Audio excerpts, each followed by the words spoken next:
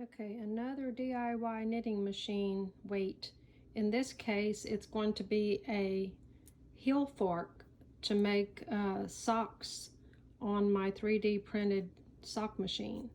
And I found these little seafood forks that had been in the kitchen for a while and we weren't using them.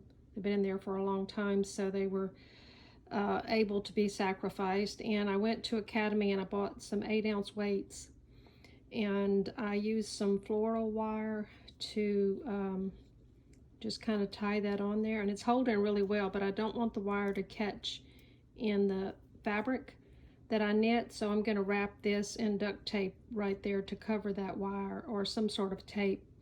So I think these are going to work really well. I was using some 8-ounce river weights on the forks, but they were poking out and they were really fat.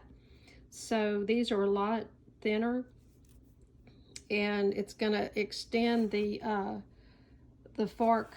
You know, when it's hanging down, you need something to grab on. And my river weight was way up taller and it was getting in the way. So these need to be pretty long. So I think that's going to work out really nice. So another DIY knitting machine weight.